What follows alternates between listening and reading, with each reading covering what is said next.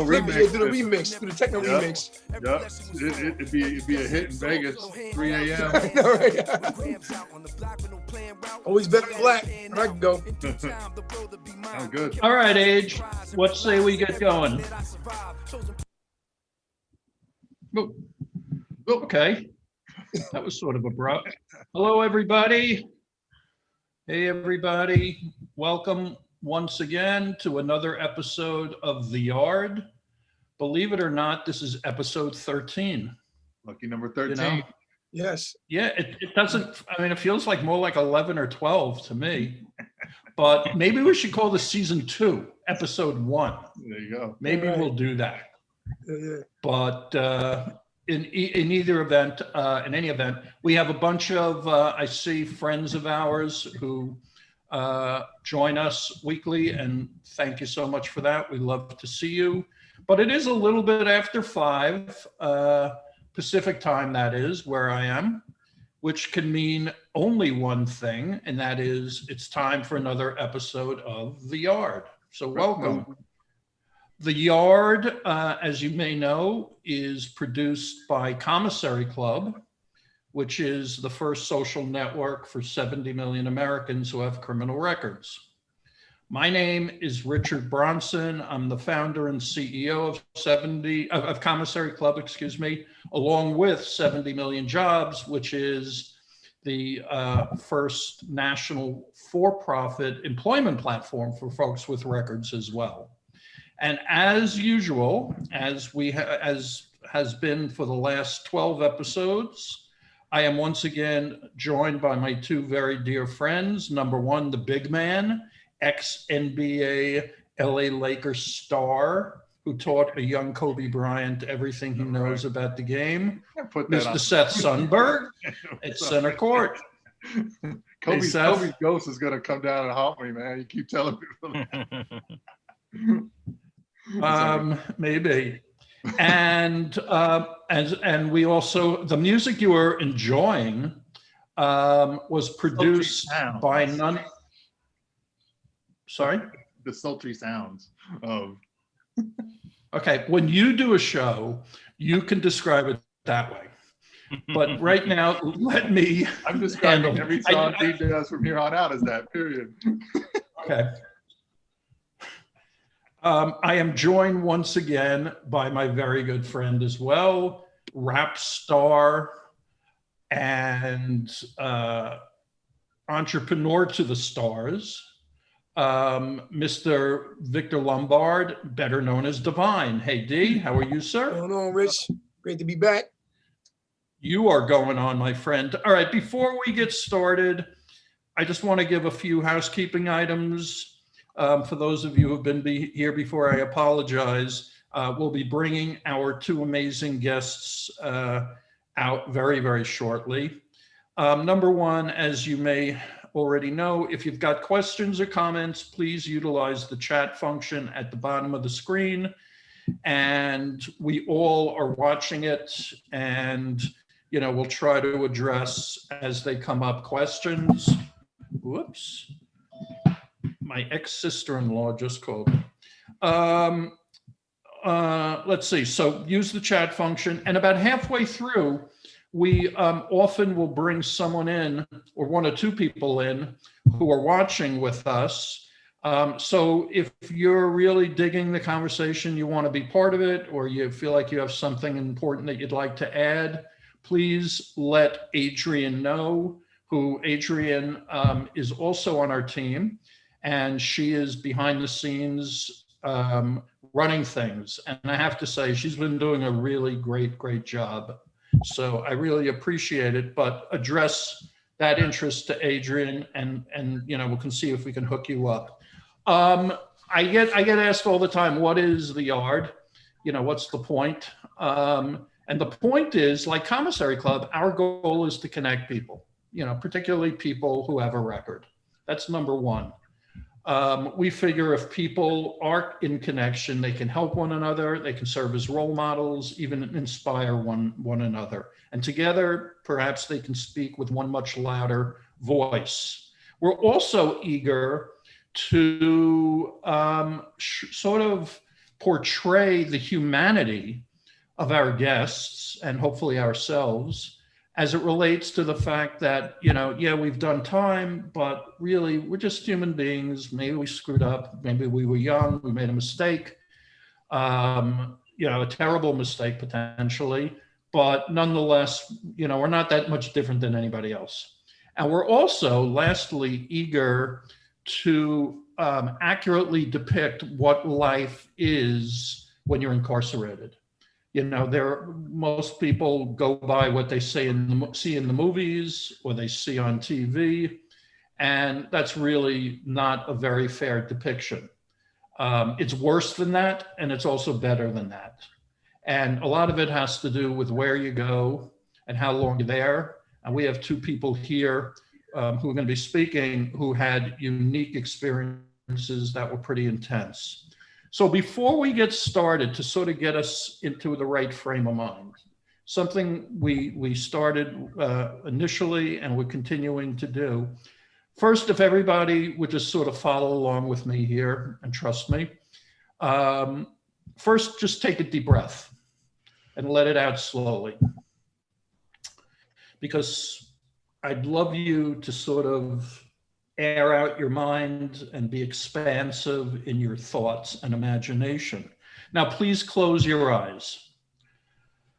And as you sort of let whatever happened today exit one side of your mind, I want you to allow a different sort of day to enter your mind, whereby, let's just imagine last night, it's one of the first nights in a long time you've been able to get out, and maybe you went out for dinner or for a cocktail with friends, or you were just taking a stroll down the street, and something happened. Something really bad happened. You made a mistake. You made an error. You did something that you shouldn't have done. You didn't give it much thought, but all of a sudden you realize, holy shit, did I just do that?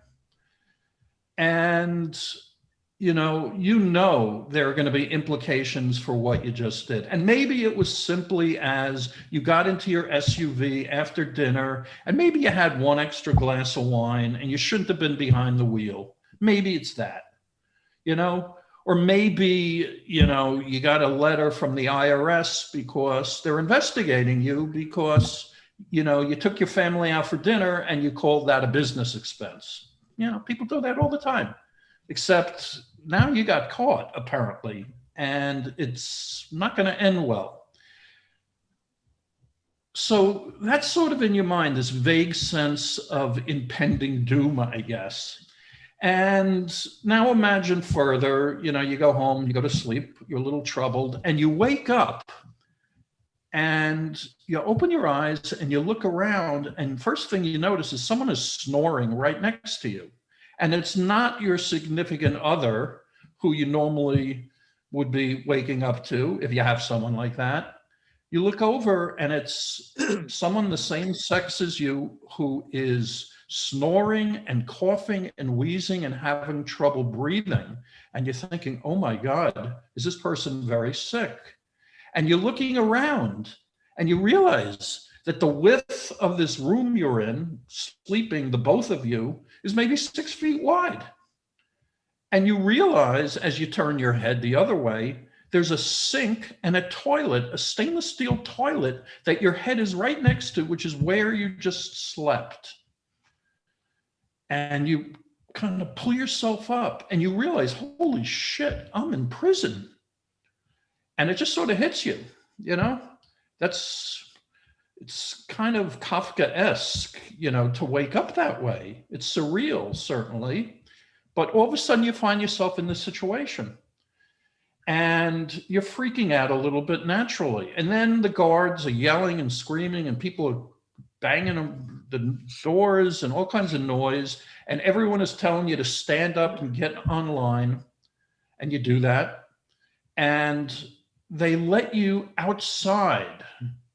They let you through a door which is an open, big, empty field. It's dusty. And there are people around there kicking around a soccer ball or tossing around a football. And then there's the chance to sort of like walk around if you like. And then they have people working out. It's called the weight pile. And they're working out. And you're thinking, well, maybe that's what I should do. But then you remember that you have some friends here. And you walk directly to where they are because that's where they always are. And you realize you've been here for a long time. You've been here for years, in fact. You know everything about this place. And you walk over there and you see some of the people you know, and you smile at a couple of them because you like them, and you don't smile at the one you don't. And you hear one guy is arguing with another, and another person is very upset. And another person is laughing with another, and it hits you that maybe, just maybe, for these few moments that they let you out there in the yard, because that's where you are, out in the yard, maybe, just maybe, you could be a human being for this 45 minutes or hour, hour and a half. Maybe you could just sort of touch your own heart and that of others. Maybe you could connect on that level. And maybe you can think of all the pain that you caused others that you love and how you totally screwed up your life so accidentally with no forethought, a stupid mistake that you made, that maybe just for this few minutes, you can be a human being that has a life, and a life that'll continue once you get out of this place. So that's what I'd like to do right now, is to welcome you to that place. Welcome to the yard. Please open your eyes, and thanks for joining us here. All right. On the yard, there are some amazing people. And tonight, that couldn't be more true. So let me introduce them to you. Number one, we have a man by the name of Artie Gonzalez, or Artie Gonz. Artie, I think it's fair to say, was a tough kid on the streets when he was growing up. He was a gang leader, and at age 16, he killed somebody, or at least that's what he was charged with. And he was sentenced to life imprisonment, life at age 16. He did 21 years of his life sentence.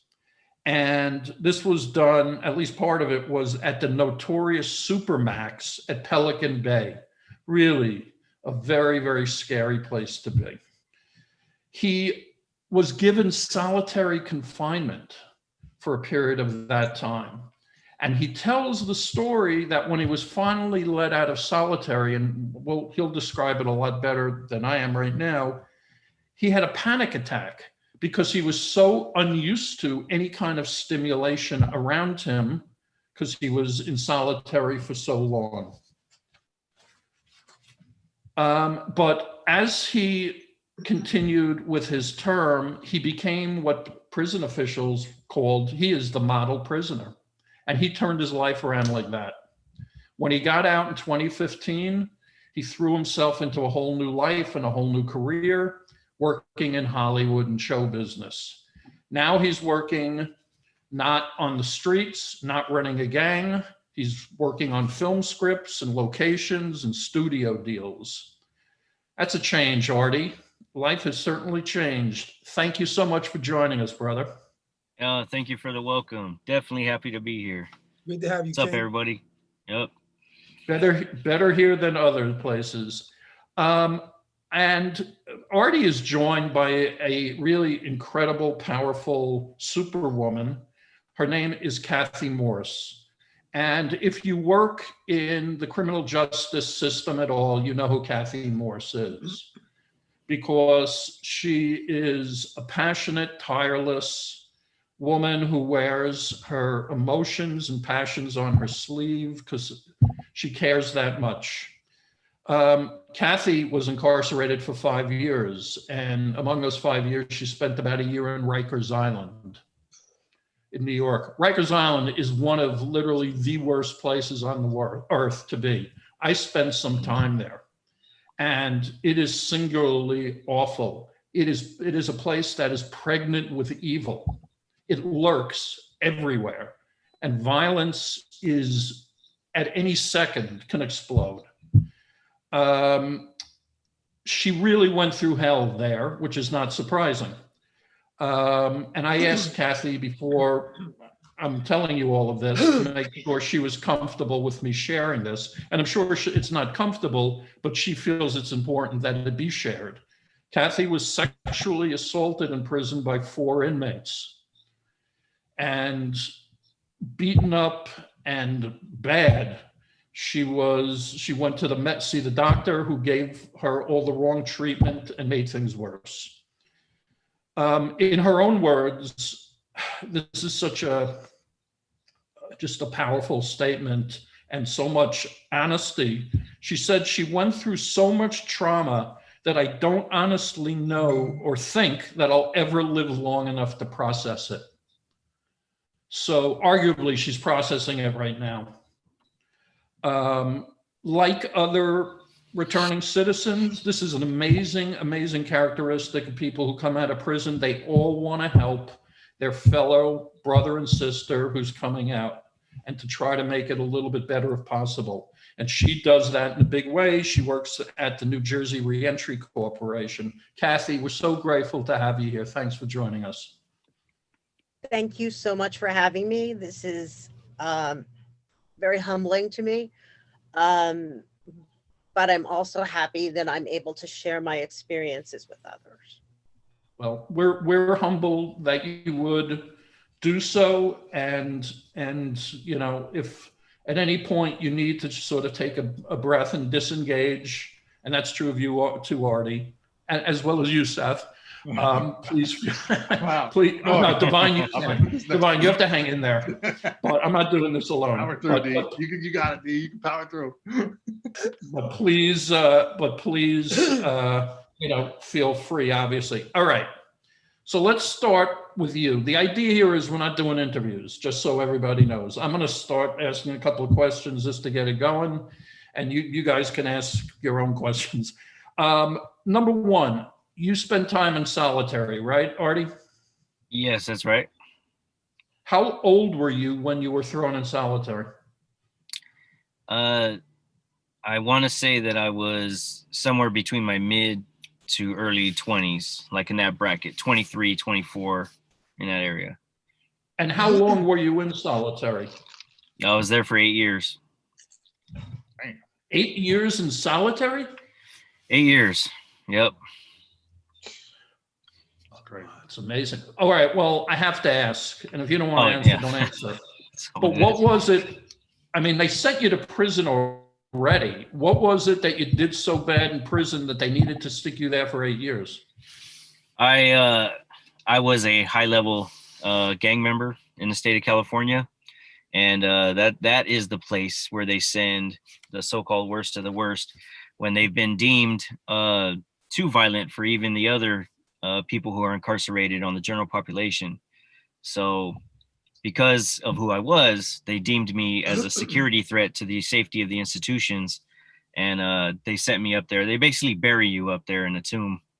And of course, the hope is that through sensory deprivation, eventually you will crack and you will say, I'm going crazy here. I'm done. Let me out. You know, that's always been the goal of that. It doesn't work very effectively, as you can imagine. But after 8 years, I started to mature on my own, but that's why they sent me there. They were definitely trying to just put me away as a gang member. Wow. What was your day in solitary like? Could you describe it? Like when you woke up, and what did you eat and what did you do? Oh yeah, that's eventually that's the same thing every day. It's Groundhog Day in there. So you wake up. I used to wake up at 5:30. I'd brush my teeth. I would start stretching out. At 6 o'clock, I'd start exercising. I'd exercise till about 6:30 when they bring my tray to me. I'd get my tray. I'd put it away in like plastic, and not plastic, but like paper containers, empty milk cartons, that kind of thing, because I wasn't going to eat it right away. I would continue my workout. What did they give you? What did you typically get for breakfast? It's different, you know. Usually it's just like eggs. Some days you have like boiled eggs. Everyone loves SOS Day, which is you know, which is basically like biscuits and gravy, right? So I basically like it. Not really like it, but like it's just basically like it, kind of like it. basically like it. they basically it's different. So I think that's why they like it, but it's different. You get a couple of those triangle shaped potato wedges. They're kind of like the ones you get at McDonald's, but they're triangle. They basically taste like tater tots. They're delicious. I'm sorry, but I do miss those. They're delicious. You're a And, cheap date, Marty. oh yeah, I'm very cheap actually. Yeah. So you know, it would be stuff like that. On Saturdays, it's some kind of like pancakes or coffee cake. But nothing really spectacular, man. It's a very small breakfast. You put it away, finish your workout, and then I would shower in my cell.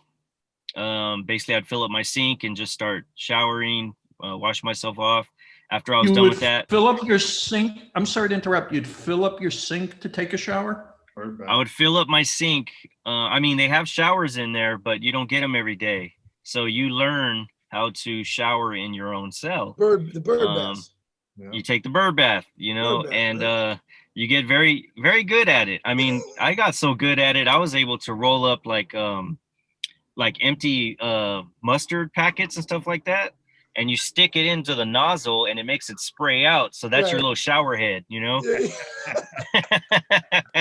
I can imagine that in slow motion too. Innovation, yeah, innovation exactly. at its finest. That little shower head doesn't have that pressure you want, but you know, it's something, you know. You got the spray you need, the spray. I got the spray I needed. You know, you finish doing that, and then you know, then you eat your breakfast, and then after that, I mean, really your day is just it's reading, it's writing. If you're fortunate enough to have a television, some people do, then you know, you can, you know, just kind of veg out on soaps. And generally, you're having no communication with any other inmates. There are 7 other people in that pod with you. There's 8 cells total in each pod. All cells have a single person. You can communicate with them, but it's not something that's encouraged that you do throughout the day all the time, because it starts to get disruptive to other people's programs. So, and when you're in sensory deprivation style solitary confinement, eventually noises start to really bother the shit out of you. Yeah. You know, so yeah, and it starts to mess with your mind to a point where if someone is being too talkative on the tier, you will really start thinking in your mind, man, this person's really doing this on purpose to piss me off right now. Wow. Like you start to go there, you know. Wow. And that happens a lot in there. Yeah, so you just kind of learn right away to just minimize your presence on the tier, and it's a respect thing, and you just kind of like isolate and stay to yourself and just, you know, study. And you know, I did a lot of that. Every once in a while I'd play chess with someone on the tier, you know. That was about it for 8 years. Amazing. So I want to hear when you got out, but let me ask Kathy, when you were first, where were you first incarcerated? Rikers Island.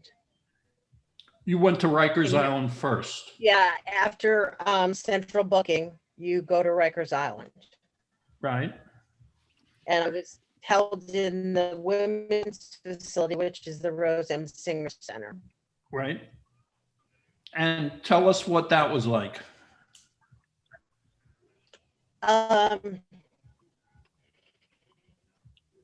You are all brought into this very small room, and you stand there, and what they do is they call everybody's name, and you pass through a metal detector.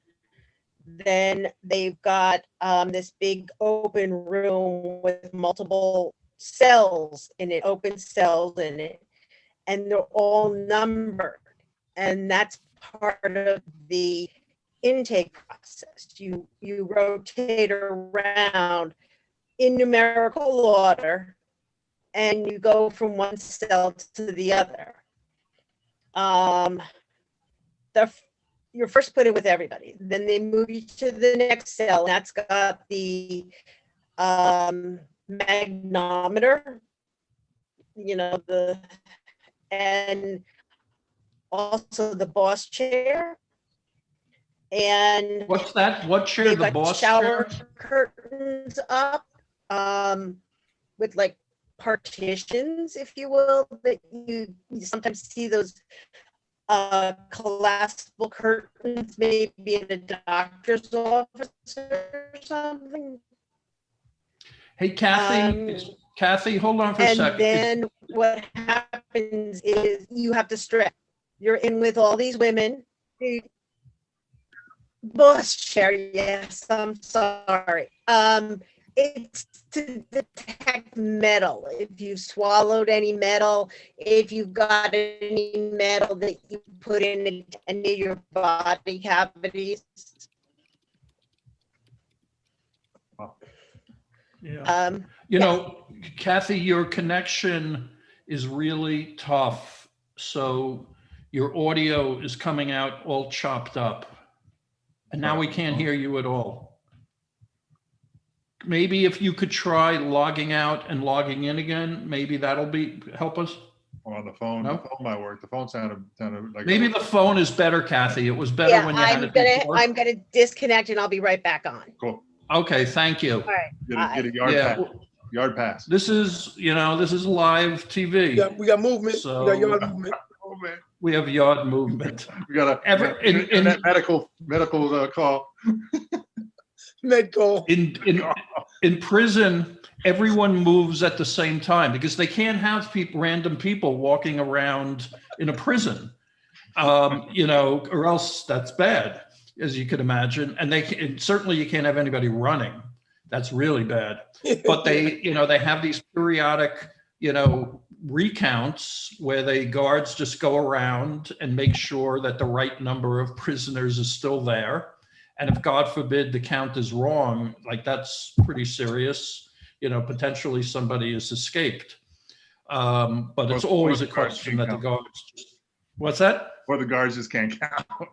Yeah, that's always normally happens. what it is. Yeah, that always happens. It's higher math that they're 1, 2, 5, dealing. 7. Hey, they All right, so Artie. to get the job. Yeah, you need if that much. So why did they let you out after 8 years? Why didn't they just keep you there? In solitary. Somebody also asked me what I was studying in there, and I'll tell you guys about that after. What happened?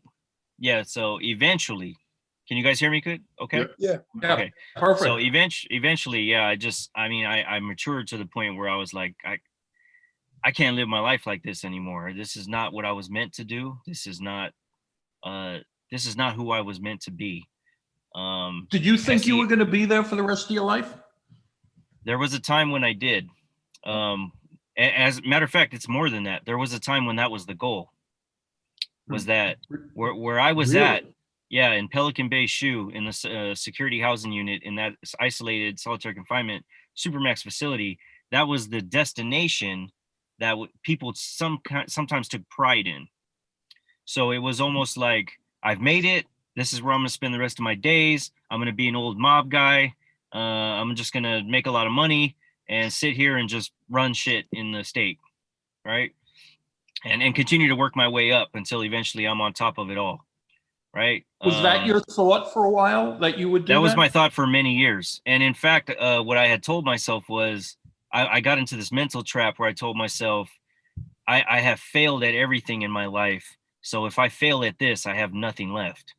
So I have to be the most successful gang member that has ever existed in California.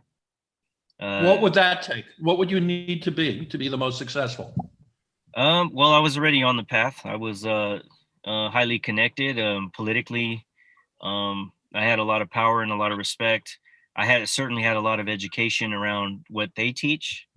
So I was considered the gang. We have our own educational curriculum, and we have our own training.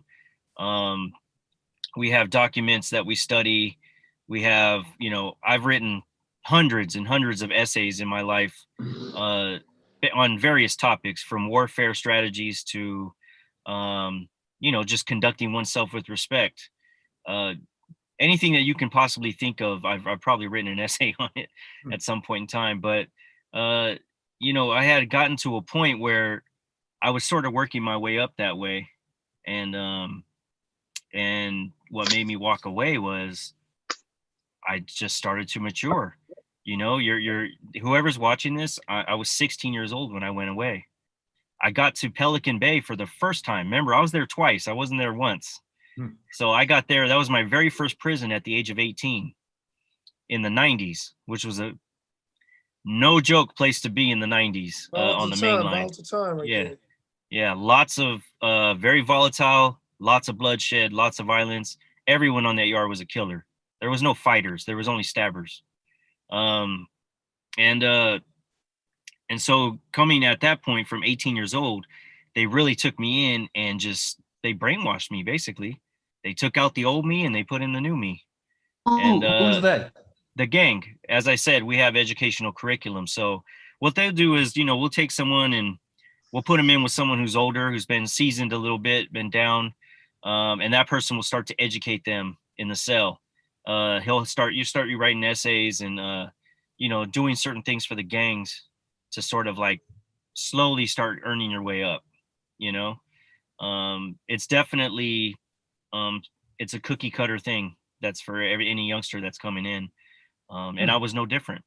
What ended up happening was they realized that I had a brain, and, that's not as common as you would think, right? I mean, there's a lot of wise people in prison, but it's useful to a gang.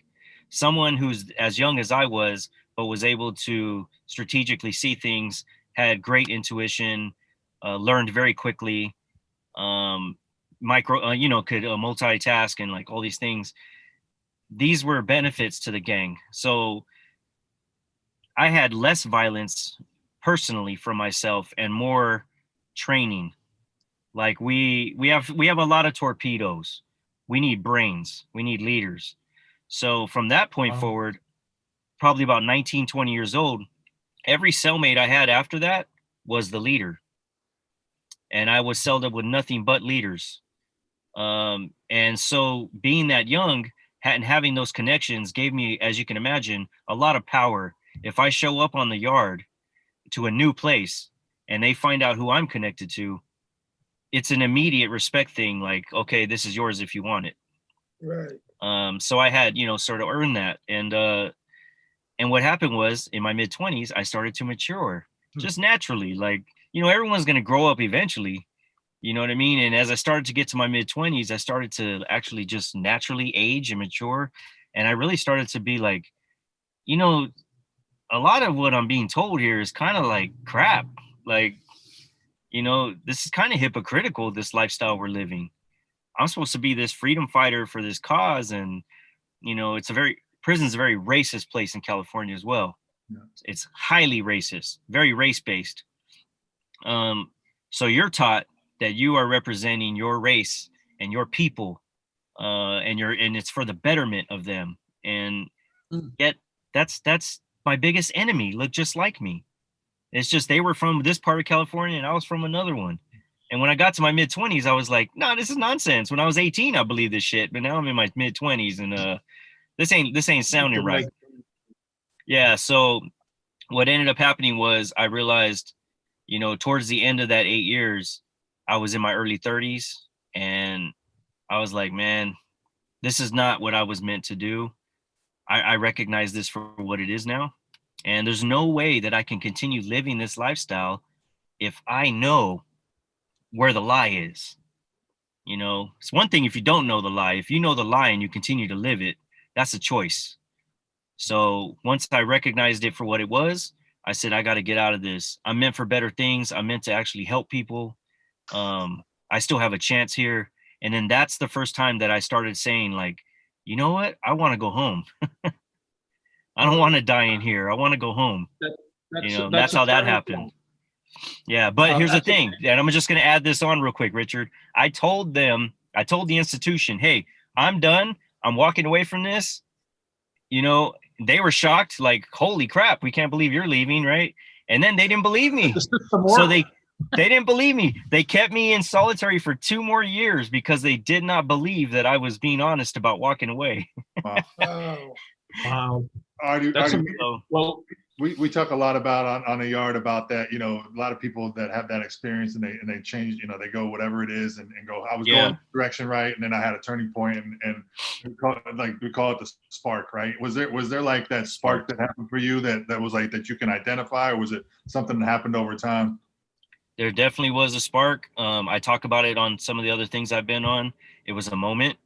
You will not feel direct sunlight in solitary confinement. Yeah. I didn't see the sun for 8 years, and but there That's is crazy. in the roof of your pod there is a sunlight. You know, they kind of sit on top of the ceiling and they let sun come in, but it's like filtered.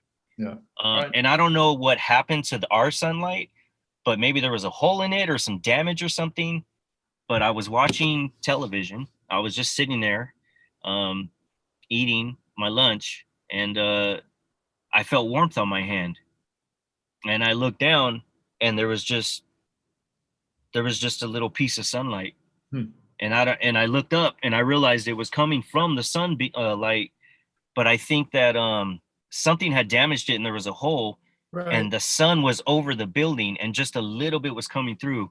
I felt the warmth because I hadn't felt it in so long. And that's a literal spark too. That was a literal spark where I looked at my hand and I was like, I got to get the hell out of here. Yeah. You saw the light. Yeah. I literally was touched by the light. Yeah. Well, Literally. thank God. Kathy, I'm glad we have you back. This looks like the connection's a lot better. So you're in Rikers, they're processing you, they're checking you to make sure you're not concealing any weapons or anything else. What happens next? Did they then bring you to a cell? Where'd you go? No, that wasn't even, you weren't finished. That was just cell number 2. Cell number 3 was basically an open shower room which had shower heads on 3 of the walls, and you all had to go in there and strip. So you're in there maybe with 15, 20 women. There's no hot water. The guards are all standing there. Guards, men and women, or just women? It was just women. Okay. It was extremely painful, embarrassing, humiliating, and degrading. But all at the same time, I was in shock because I just couldn't believe this was happening to me. And after you finish with the shower, they gave you a pair of paper shorts to put on. So you were allowed to put on your top, but you had to put on just these paper shorts. And you went into cell, I guess it was number 4, and that's where you waited to be seen by medical. And okay. That's using the term loosely, isn't it? Yes. I am being very liberal with my words. Once you were cleared by medical, then you were assigned to a housing unit. And this whole process could take 24 hours or longer. Wow. You hadn't had you wouldn't be sleeping for those 24 hours, basically. I didn't. I have to be honest with you. I didn't. You know, there was 36 of us crammed into this cell, all sitting there with our paper shorts. A lot of the women had started to detox, you know, go through withdrawal symptoms, which was something that I never witnessed before. You know, and the natural instinct was was I wanted to help them. They were sick. I wanted to help them, but there was nothing I could do. You know, if I tried to help them, the guards would be suspicious, or the women were like, wait a minute, who's this white chick who's trying to help me here? So you just sat there. And then you were taken to your housing unit. You were given your pillow, your blanket, your toothbrush, toothpaste, and if they had it, these green plastic mugs, if they had any left. And then you were put in this housing unit that was composed. It was the cells where you actually got locked in individually. And this was all until you passed the TB test. So you were basically in quarantine for three 3 days What's roughly. like the TB test? Yeah. I remember being in prison, being tested for that, and I was like, "Is there like an outbreak of TB that I'm not aware of?" I know, right? It was like an odd disease. Everywhere Like, you went, they hit you with the TB. Every time you moved. I know, but like, Yeah. who has TB? And all the other diseases that are there, you're like, that's the one you're worried Exactly. about. I know. And all the different things that you may have. TB. Didn't we like eradicate that like 100 years ago? I thought. Oh, So, you know, I have to ask, are they doing this when people come in, testing them for COVID? oh, I'm sure. You gotta I'm imagine. sure they are. Well, they But get quarantined when you go in. You get quarantined for 14 days. Yeah, but I guess it was like in their minds how, you know, contagious TB was going back years and years ago, but they never got out of that mindset. And they were just afraid that if they put you in general population and you were contagious, that it would just spread Right, spread, wildfire. yeah, spread crazy, yeah. So I was never in the women's unit. I was in the men's unit, and then I was in the barge. Oh, yes. That was lovely. They That sounds have, they have New York City, where they put people in jail, is Rikers Island, which is a series of low-slung buildings that are just incredibly dirty and dingy, and they smell of like oil, fried food. And then they have this, then they ran out of room.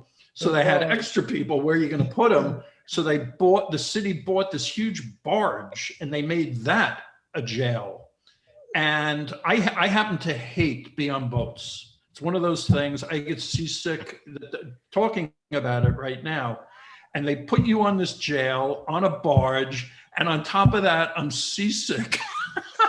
I'm going, this was really my version of hell. But describe like the walls and the hallways where you were, Kathy. Cinder blocks. They're all cinder blocks. Right. When I got out of, you know, reception and cleared my TB test, I was taken into another area, which they at that time called the annex. And it was a series of temporary hallways that led to, if you can imagine, double-decker mobile homes. And you were basically put in a room with 62 other women. And it was rows and rows and rows of beds. It was, I guess, like being in a homeless shelter. Was that very frightening for you? Absolutely. Absolutely. You know, I can remember calling my husband and calling my family, begging them to get me out of there. And unfortunately, the judge had put me there on remand, so I had no bail. Wow. So there was no way they could get me out. And I just, you know, it was very difficult. And that's where I was sexually assaulted in the shower. What can you tell us about, you don't have to get into the details at all, but you were going into the shower and there were 4 women waiting for you, or you just walked in at the wrong time? What happened was, it started when I was still in quarantine, and the officer who was in charge of that housing unit, I guess did not like me. So when I asked him where I was moving to, he said to me, "Oh, we're sending you to the Hilton of housing units. And there's some women there who will welcome you." What? Yeah. I had no idea what he meant. So when I got there, it was a couple of days after I got there, but evidently he had told them that I was a snitch. Oh, Wow. And that, you know, that's what caused the assault. They were determined to teach me a lesson. Wow. my God. Do you mind me? What And was your crime? nobody was there to help you, obviously. No, So how long ago did this occur, Kathy? this was back in 2006. So we're talking 15 years ago, more or less? Yes, yes. It feels like right now that you're reliving it 15 years ago. Is that what's happening? Yes, I am. Wow. Do you think you'll ever sort of let it go? Or do you think, have you gotten used to the fact that this terrible memory will be with you forever? The memory will stay. The pain and that is gone. You know, I'm not angry at the people who did this to me anymore. You know, in my mind, I've come to peace with it and almost forgiven them, if you will, similar to something that you would do, you know, with restorative justice. Because I knew that if I didn't, it was going to eat me alive. Yeah. Do you ever wake up in the middle of the night and have like a terrible nightmare about this event? The nightmares are actually not exactly that event, but like that I'm swallowing my tongue or that my head's been decapitated. And I actually wake up, sit up in bed, you know, reaching in the bed to see if the sheets are wet with blood. Wow. No. Wow. I'll pull into my mouth and try to grab my tongue. Wow. Did you make any friends in prison or jail? I wouldn't necessarily call them friends. I did have associates, if you will. But I had people who realized that I was worth more to them alive than I was dead. Why? Because of my legal background. Because I was a paralegal in Manhattan for over 25 years. That's high value in prison. Absolutely. Absolutely. And then there was, Jailhouse lawyer is always the guy.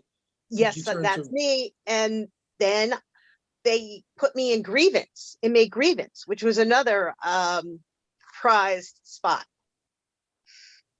So as I said, they realized that I was worth more to them alive than I was yet. What's grievance? What's that? Grievance is where if the inmates, actually in Rikers, because they're detainees, the majority of them, they have not yet been found guilty or sentenced. So they're called detainees. And what it is if they have a complaint, say that their money wasn't deposited onto their account, or, you know, their phone numbers weren't put on their account, or if they didn't get paid what they were supposed to get paid, things like that. So even if there was a problem with an officer, the detainees, this was supposed to be like an impartial way, right, for them to have it looked into. So there was myself and another detainee who worked there. There was a civilian who was in there, and then there was an officer who was assigned to the office. And we would basically every day go around the entire facility onto each housing unit and see if any of the women had any issues. Got it. Interesting. Interesting. Now, was any of this, or did you have to address any racial things going on, including those 4 women who jumped you? Yes. Yes. What did you have to address on that? People, you know, naturally thought that I was part of the KKK. In New York. Yeah. That's odd. That's odd. Yeah.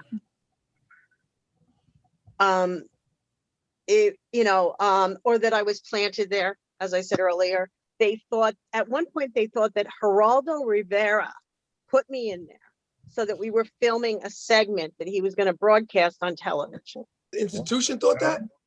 No, the people I was in with. Or the detainees thought that? Yeah, they couldn't understand how a middle-class white woman could end up on remand at Rikers. And it wasn't because my crime was not violent. You know, I took 280. Do you understand how you ended up there? Yes. Did you understand that initially, or did that take a little while of you just sort of shaking your head trying to understand how you ended up this way?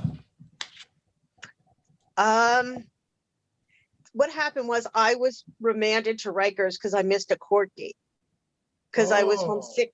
I was homesick with pneumonia. And I was originally, when I was arraigned, I was originally ROR. And I live in New Jersey, but I worked in Manhattan, so that's where I was charged. And I missed a court date, and my attorney sent letters to the judge telling him, you know, she's homesick, that we had doctor's notes and everything. So we thought that the court adjourned it. They didn't.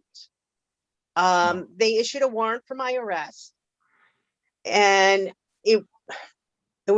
they issued the warrant in August, and it was in November, and I happened to be home, and my daughter, who was not even 2 years old at the time, was in the car seat, in the back seat, and I was just running errands in town, and I got pulled over by the police, and all of a sudden it was multiple police cars, and they jumped out with their guns drawn,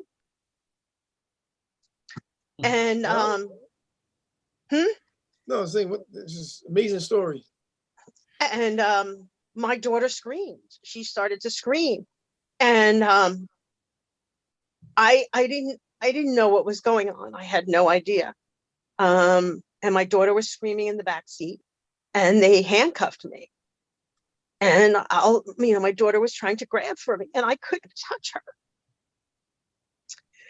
So they took me to the police station, and they transported my daughter in a separate car. And they allowed me to call my husband so he could come pick her up. He was at work. And because she was so upset, what they did was they handcuffed one of my arms to the bench, and they allowed me to hold her in my other arm to calm her down. And she fell asleep in that arm. And the next time she saw me, I was in jail. Yeah. That's incredible. Wow. Well, thank you for sharing this. I know it can't be easy, but it's the fact that you're sitting here is a testimony to your strength, and you're not giving up. Artie, people are endlessly fascinated by gang life. I think you know that. It's the subject of a million movies and TV shows and whatever. And a number of people have asked here, as you talked about sort of maturing out of the thug life and sort of feeling like this is not what you were put on this earth for, and there are better things. People want to know, was it hard for you to get out of this gang that you were so involved with? What I tell people is that the hardest part of walking out of the gang was actually the struggle that I had within to leave it. When you identify a certain way for so long, and you've basically been built into a certain individual, there is no other identity apart from that. And I had this identity for so long that walking away from the gang was like walking away from the only identity I ever had. Did you know who you were at that point? I did not know. No. This is the other part of that. After I got through the fear of, I'm walking away from the only identity I ever had, and I did it, and I pulled the trigger and walked away, like I said, they kept me there for 2 more years, right?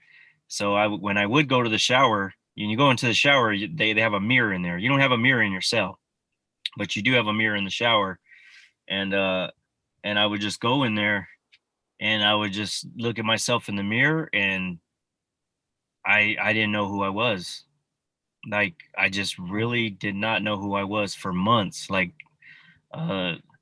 because I just walked away from everything. That started to change once I started getting more into like recovery and started doing work. I found a way to correspond with a 12-step sponsor. And this individual, he was from South Carolina.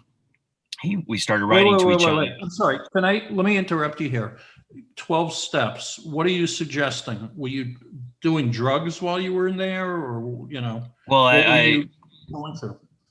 Drugs and alcohol were a part of my teenage years before I went in. I was heavily addicted to, back then, it wasn't meth yet, it was crank back then. The precursor to methamphetamine, right? And so I definitely had a drug problem when I went in. the gang I was a part of was very militaristic. We did not allow use of hard drugs by any of our members, or any of their members. I'm sorry. Use of hard drugs is a death sentence. So you're allowed to sell it. You can move it. You can make profit off of it. Don't ever let any of us catch you using it. So why were you in a 12-step program for yourself? I was grasping for straws. I started asking around, like, how am I going to find like who I used to be, and how do I get back to that person? And, people around me were like, hey, maybe you want to try recovery. And I was like, well, what's that? And they started telling me. So I found an address. I started to correspond with this man, Vern Kritz, no longer with us. And he took me through the 12 steps, and we started doing a lot of step work. He was an AA sponsor. And even though AA wasn't really my deal, it doesn't matter. It's all transferable. The benefits of the inner work are transferable. So it was enough to start to shape and reshape, like, oh man, this is who I used to be. I'm trying to get back to my loving self. I'm trying to get back to my spiritual self. In order to do that, I need guidance. Oh, 100%. You are 100% that back? Is that what you feel? 99%. I'm 99% back. No one should ever speak in absolutes. That's dangerous. Especially if you're pretty amazing though, right? I mean, you recognize that, right? Yes. And the reason why is because once I walked away from that and started to do the work on myself, I really did the work. I really threw myself into it. Again, grasping for straws.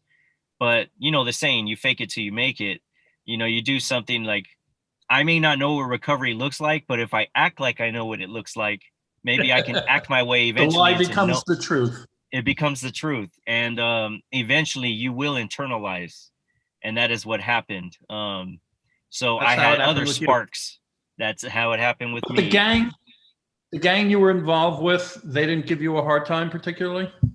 Well, once you decide to walk away and you let the facility know that you're done, they move you to, you're still in solitary, but they move you to a different portion of it, away from others. And so no, there's no past. It really is blood in, blood out, just like in the movies. Once you've committed yourself to the gang, there's no walking away. There's no retirement. There's none of that. Oh, I'm a Christian now. No, it doesn't work that way. That's what you've done though, isn't it? I mean, I don't follow. You've done that. Oh, right? No, I consciously made the decision to put my life in danger by walking away. Right. I knew what I was doing. Is your life in danger currently? Yes. I will forever be wanted by this gang. There's a list that they have. It has a couple thousand names on it. It's written in very, very tiny writing. Imagine writing 10 lines in a single binder line. And all those 10 lines in a binder line are nothing but names. And you have scrolls with all those names. So we're talking a couple thousand people. I'm on that scroll. And to this day, people are carrying that around with them. Even worse, mine has a star next to it, which means this is a high value target. So I know this. I've written those thousands of names numerous times in my own, while I was a gang member. So I know that I'm on it now. It's part of the reason why I came down to Southern California. I'm from Northern California, and I'm too known up there. So I came down here for a new start, fresh life. Had never been to Los Angeles when I came out in 2015. Hadn't been here a single time, and have just built from there. Wow. Wow. Well, we all hope that you'll be safe here, and you'll never get me too anywhere. But I got to tell you, man, I have a hard time shutting up. That my thing is that I understand that, but I also at the same time, my spiritual calling, what has called me forward, including being here right now, it gives me the courage I need to say I'm willing to put my life in danger. Yeah. If that means I need to speak out against the gangs, I'm going to do that. And, I always used to say, I after I changed my life, like I would rather die healing others than harming. Right. Yeah. Well, there's a lot of good karma that you're in store for now versus the past. And there's So, no, Kathy, there's no better go place to ahead, hide Seth. out. I'm sorry. There's no better place to hide out than in Hollywood, for sure. So Oh yeah, we're all a bunch of carnies out here. It's a different gang for sure. Well, a lot less Oh, tough, I think. Oh, and I'm Kathy, part of the circus, man. yeah, exactly. yeah, I'm in the middle of selling a TV show to Netflix. It's all show business, brothers. It's all show business. So, all right, so Kathy, you're at Rikers. You're there for a while, and then over time they recognize this is a very smart woman with legal background. You know, whatever else they think about you, they know that you can provide value. That must have made a whole big difference in your whole experience, and you must have felt a lot safer, I would imagine, right? I did. To be honest with you, I did. But you know, I made myself go numb when I was in there, because I felt if I had any emotions, that would show weakness on my part. So I learned that I had to stuff it. And when I say became numb, I became numb to the strip searches and, you know, the unit searches, just everything. And it was like, I just had to like put it's locked away in the back of my mind in a vault. That's what I refer to it as.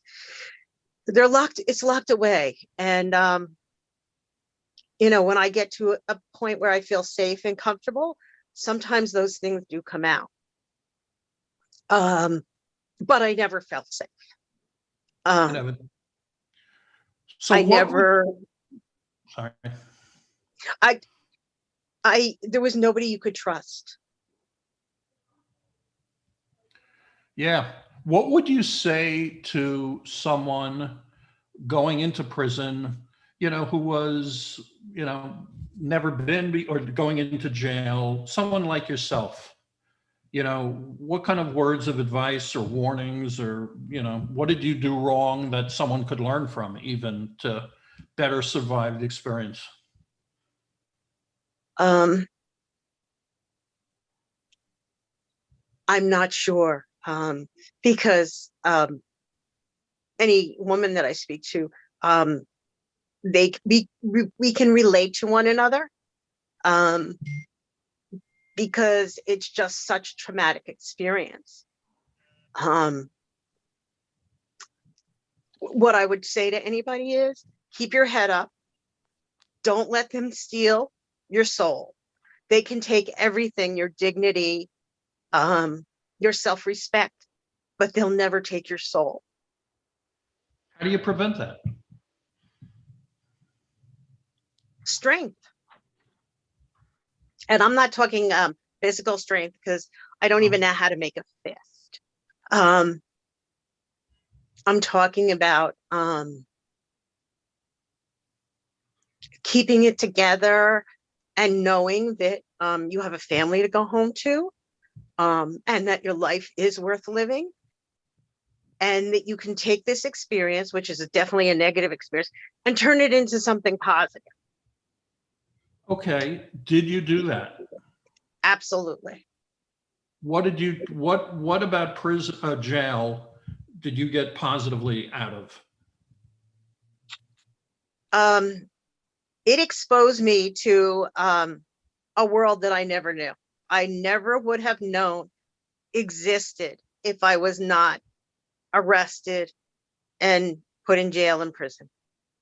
It made me aware of the inequalities in our justice system. It made me aware of the abuses that go on.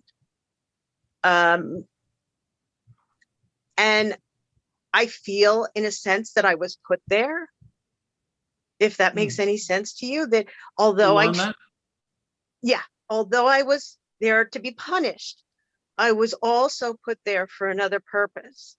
And that was to be a witness to what was going on, so that when I got out, I could fight for these women. And that's what I do. Well, a few people have been asking about what you guys are up to in your work, and we're going to get to that. We want to first, address what they went through there, and then we're going to hear about the amazing things they're up to now. Do you feel, Artie, that you were sent to prison for some kind of great purpose that you discovered? That's a good one. Thank you. You may have done this a couple of times. 12 times. Right. I would say that if I'm being honest, I would have to say yes. I do not believe that the things that we go through are merely meant to break us down and destroy us. I think that we go through the things we go through because there's a purpose that is underlining and underpinning that trauma and those experiences. I think that it is part of the full gamut of the human experience. So yes, on some level, I believe so. I will never, ever agree with the fact that I had to be sent to prison as an adult at the age of 16 for 21 years of my life in order for me to learn my lesson, so to speak. Maturity was going to happen regardless. I will say, though, that I committed a crime and I did deserve to do time. I deserved to be I needed to be away from society. I was a very dangerous person, and I don't want to ever minimize that. Despite anything that I'm doing today, I really was a very violent, troublesome young man. So I want to be very real about that. And I continue to get worse. 18 years old in Pelican Bay, 4 months later, involved in my first riot. 200 people, I'm shot, I'm stabbed. I'm in the infirmary for 30 days. And when I came out of the infirmary at 18, I turned 19. My birthday I spent for my first time in solitary confinement. I turned 19 and I made a decision. I'm going to have to be like everyone else around me or I'm not going to survive here. Right. And so, yeah. So I became what they were for over a decade. And it was for survival. And then, but yeah, I would say so, because if I hadn't gone through those experiences, I wouldn't be able to reach a lot of the people that I'm reaching today. Today, if I'm not going to go into that. I'm not going to go into that, but I will say that, I will say that I wanted to make sure I let everyone know the ending of when I came out of solitary and we talked about that panic attack. You have to understand, when you've been isolated for so long and you haven't touched a single human being for almost a decade, to suddenly be immersed in an environment where there's a lot of people walking around, there's a lot of noise, movement. I found myself in a day room with probably about 50 to 60 people in it. And someone was talking to me. I was having a conversation and it hit me. It was definitely a panic attack. Like I felt it in every part of my skin, my brain, like I felt it. And I could not show it outwardly. No. Because if I were to do that, it's like chum to a shark, I can't fall apart in front of these people in this environment. So imagine having to suppress an actual panic attack just for the sake of survival. So that's what I had to do. And I realized that what it was just an overstimulation. Yeah. Too much going on. When I came home in 2015 and I transferred and I came paroled to LA, like I'm immediately in Los Angeles, like cars, people, buses, neon sign. And my first couple of months were torture. It was pain. Like I was scared to come out of my program. I was scared to get on the bus. I was scared of old people, kids, everybody you can think of. I was scared. And I started to have judgments about myself, about why I was scared. And then, of course, my recovered self took over and I realized, no, you are suffering from PTSD. You're traumatized, man. And you had it from all those traumatic experiences. Exactly. you're traumatized, and what is happening right now is you're being triggered by all of these sights, sounds, smells, and people around you. So Makes sense. you know what I did? I took a deep breath and I said, you know what? I'm not going to rush into anything here. I'm going to take my time. And that's exactly what I did. And slowly but surely, society got easier. And now it's been over 5 years. Yeah. Welcome back. Well, congratulations, Yeah. brother, on your success. Yeah, what a trip. Kath, so you went through your trauma that Mhm. still bites and hurts. But let me ask, did you have any fun? Did you ever laugh in jail? Yes, absolutely. What made you laugh? Were there funny people? What about it? Sometimes, we would say to one another, "You can't make this stuff up. People would never believe this." Right. Absolutely. And yeah, and you have to laugh because it was, yeah. I mean, Is that outrageous? I can't give you a specific instance, but there were some good times. Yes. There were a lot of characters in prison, right, Artie? Yeah, laughter. I try to tell people all the time as I'm creating these new worlds out here, especially with my prison show. We'll get into all that, but it's like I want the reality to be. People don't understand just how much laughter there is in prison. There's a Yeah. lot of laughter. It's humorous. It's coping. That You know, it is. It's the only way to deal with it. All right. Yeah. Before we get back to you guys and to sort of bring things up to date, which is what we want to do, we're talking to Artie Gonzalez. We're talking to Kathy Morse, who both did some serious time. Artie had a life sentence when he was a kid, did 8 years in solitary, a total of 21, and had sort of an epiphany, or as Seth calls, the spark, and that changed his life forever. And now he's doing amazing, creative, great things here in LA. We got to hang out a little bit, by the way, Hardy. I would love that, man. Things are I would opening too. up. I know. Kathy did 5 years, and including a year in Rikers, and has the scars to show for it, and yet has taken that experience, and she's doing some amazing stuff that she'll tell us about in a minute. But for my own sanity and my own need to vent a little bit, just give me a minute here to share something, because every week I got something that's pissing me off in a big way. And if I don't let it out, I'll just explode and yell at Seth and Divine at work, and it won't be right for them. Get it out. Get it out. Get it out. All right, I got to get it out. I got to get it out. Got to get it out. I think I am like most of us here. We're all guardedly optimistic. Maybe we're seeing the light at the end of the tunnel, at the end of the pandemic tunnel, as more and more people are being vaccinated and cases are diminishing.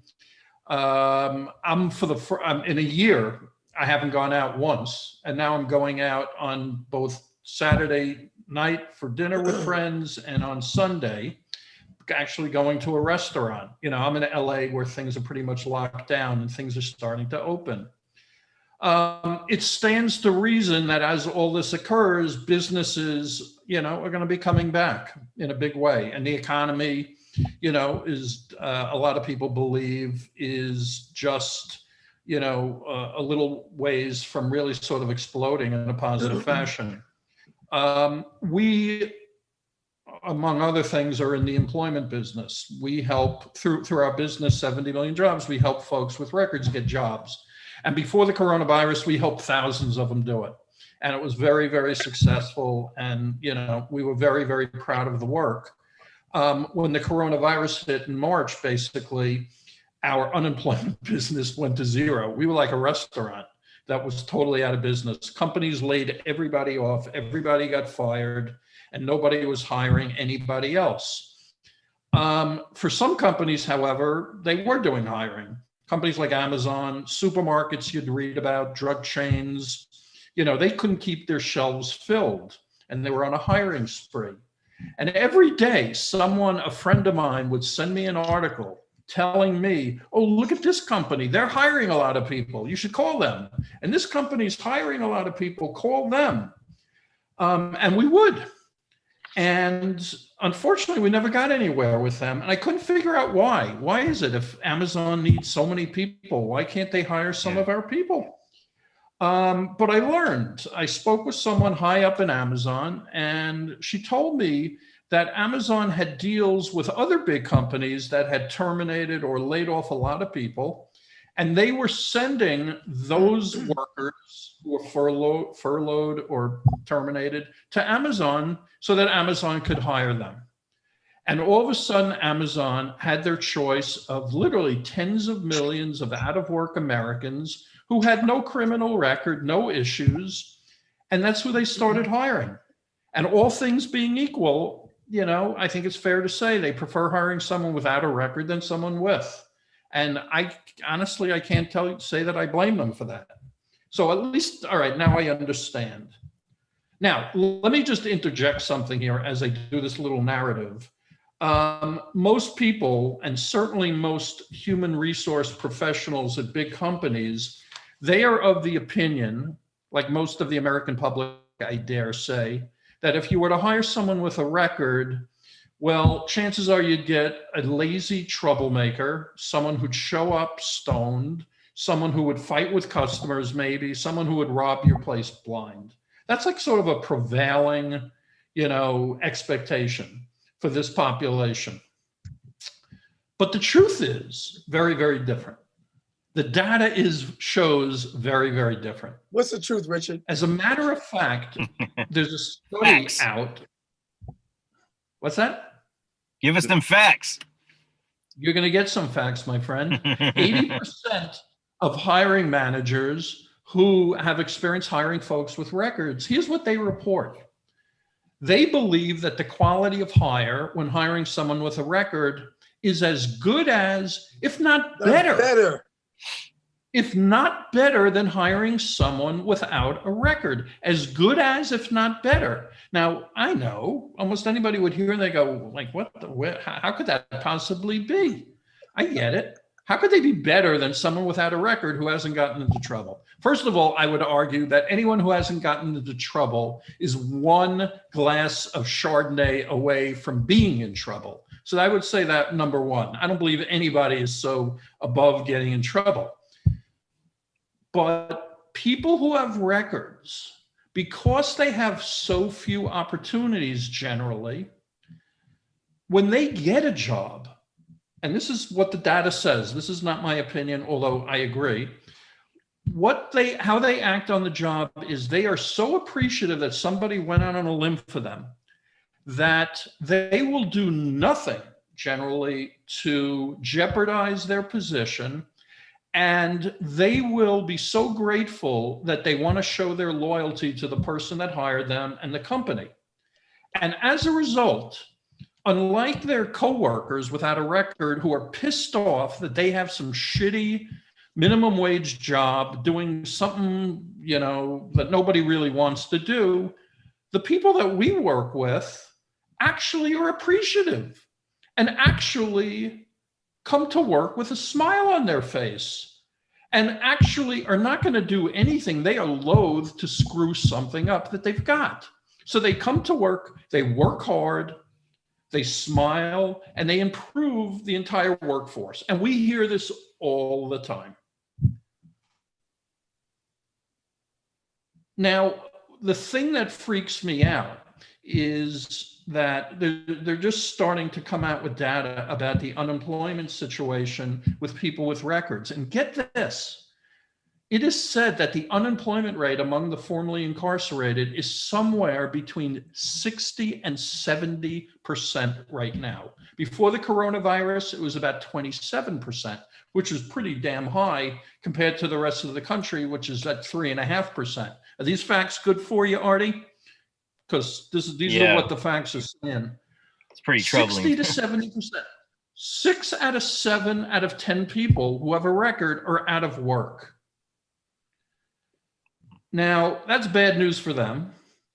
And it's bad news for everybody. Why is it bad news for everybody? Well, if you are a father and you have a record and you can't get a job and you have kids that need to be fed and a landlord that demands to be paid, and you can't get a job despite the fact that you went on 20 interviews and each job is worse and worse that you go on, and you are willing to accept less and less for a worse and worse job, and you still don't get a job, what the hell are you supposed to do? Honestly, what are you supposed to do? What does government think you're going to do? You got to feed your kids. What parent in that situation wouldn't do what they had to do? The truth is, or what disappoints me, and I'm a Biden fan, but there's not a single recognition about the 70 million Americans with criminal records in the almost $2 trillion coronavirus stimulus bill. And it should have been. And this should have been addressed because it affects so many. 1 in 3 people have a record in this country. And so many of them are currently unemployed.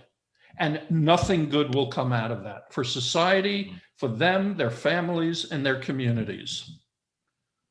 I don't get it. I don't get why it wasn't addressed. So that's my rant. I'm sticking with it. Okay? So And we're sticking with you. well, I'm with you, Dee. Let's get back to Artie and Kathy, because so many people want to hear about, they got out, what are they doing now? It's got to be pretty amazing to take what they've been through, their passion, their experiences, their heart, their strength. Kathy, tell us about your work right now. I am a legal services coordinator, case manager at the New Jersey Reentry Corporation here in New Jersey.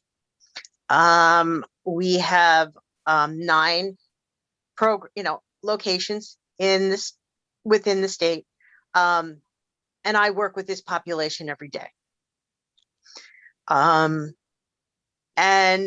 it's humbling to me because they tell me that they feel comfortable speaking to me than somebody else in the office because I get it. I bet.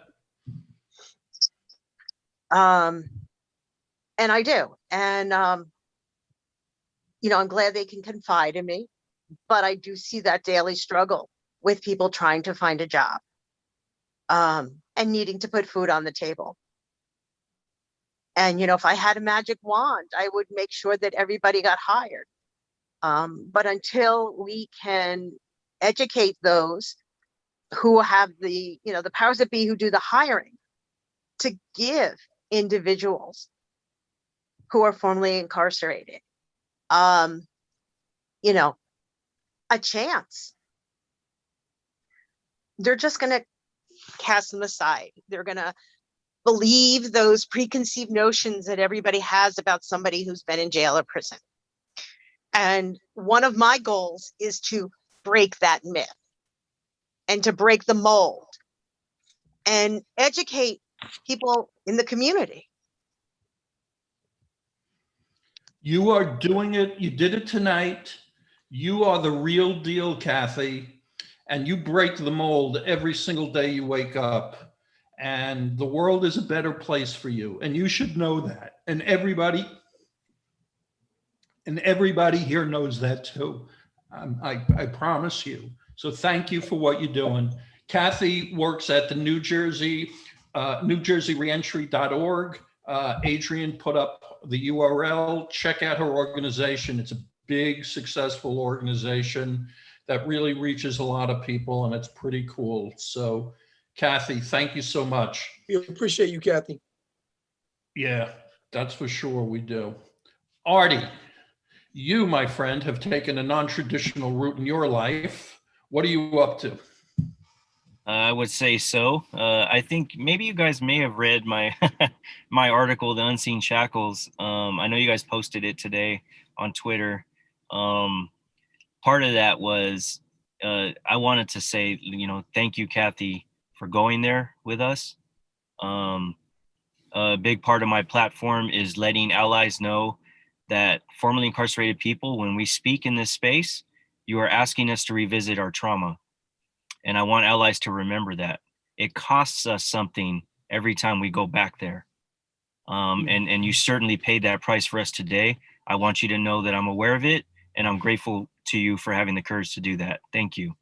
Likewise. And we feel that about you too, Marty. Absolutely. Yeah, Marty. absolutely right. You too, I give brother. myself a little dap, you know what I mean? There we go. Brush your shoulder off. You know what I mean? Brush your You know what I shoulder mean? off. Just a little, you know what I mean, JJ? I want to say that life has been great for me as far as like I was able to get back to my original childhood dream of working in the film industry. Literally have wanted this my entire life. So I started out as a production assistant and worked my way up. And now I scout for some of the biggest TV shows you guys are watching right now. I am producing my own content. I'm a partner at Spirit Medicine Productions, where we are shopping and writing traditional scripts, film, as well as television. I have a lot of meetings, including, like you mentioned, Netflix. We're also hoping something's cooking there with us as well. And then on the non-traditional side, I have stepped into the space in a brand and as a platform as a formerly incarcerated person, striving to be that example that we do not have to settle, and that people's preconceived notions about who we are wrong. And I want to reshape that and shift the narrative, change the culture, all that good stuff. I'm doing that in a number of ways. I do it by writing. I do it by producing. I'm writing a book called Lessons from a Lifer. Every chapter will take examples from my life, and it will give non-formally incarcerated people call to action for their own life and how they can apply the wisdom that we have in there. All of us who've done time know all the brilliant, wise lifers, right? There's a lot of wisdom, so much wisdom. I am only here because 99% of my rehabilitation came from other people like me. It did not come from the institution. I'm here because of the wisdom of those people.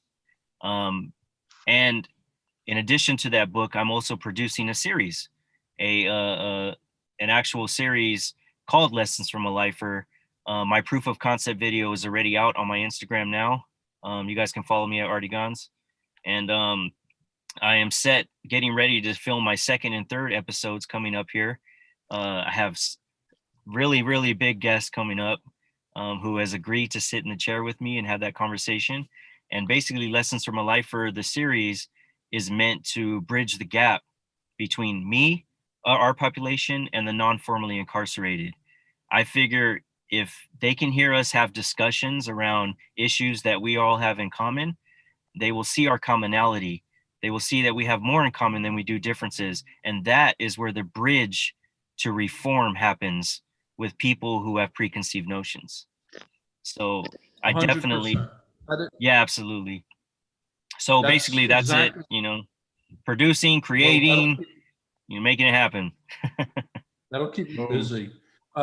Please keep us on top of things so we can sort of get out the word and share in, you know, within our community. That's it for tonight. We have, you know, more amazing guests who are coming on the yard to join us over the next couple of weeks. Next week, we have a treat. We're hosting Shaka Senghor.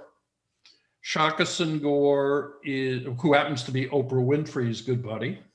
Mm-hmm. He was convicted of murder, and he wrote the incredibly powerful bestseller, Righting My Wrongs.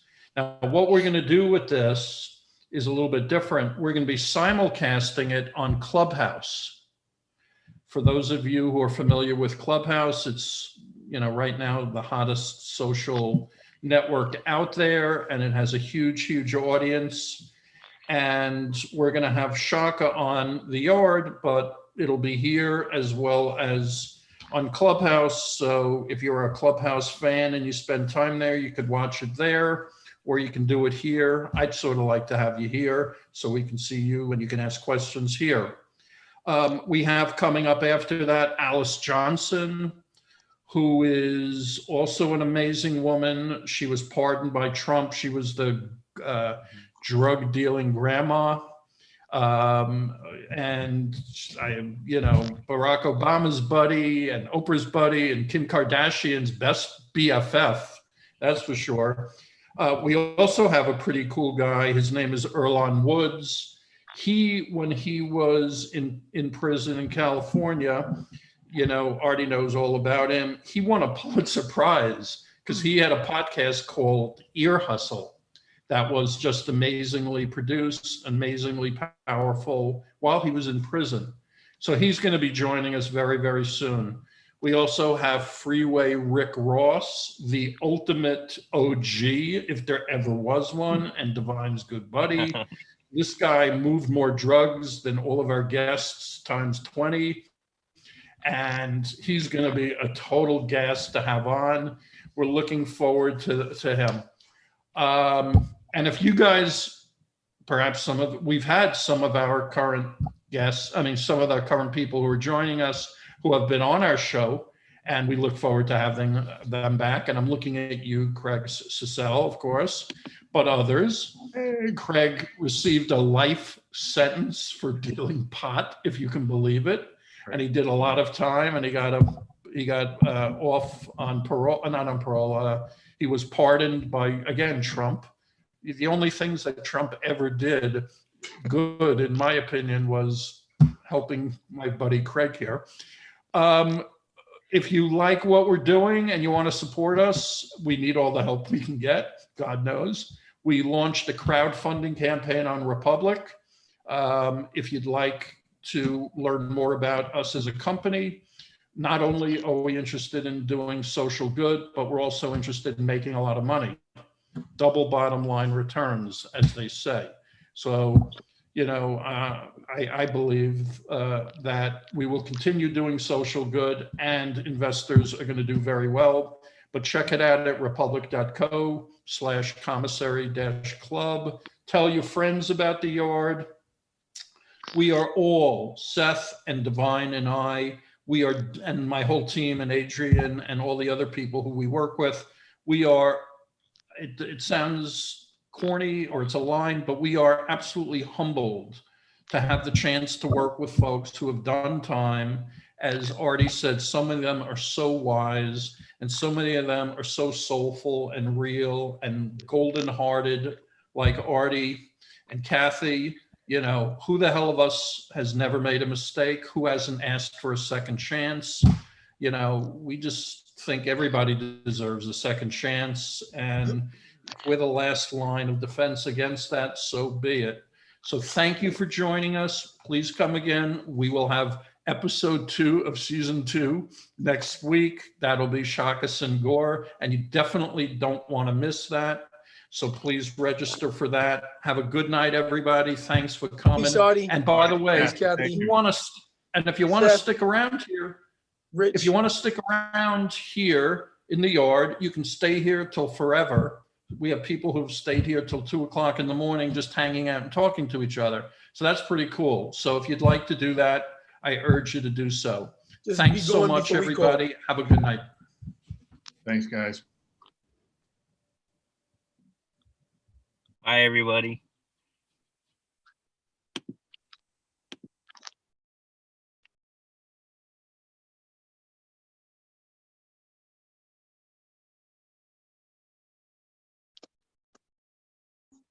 Hello? Hello? Okay. Thank you, Adrian. Thank you, Adrian. Hello? Oh, hello.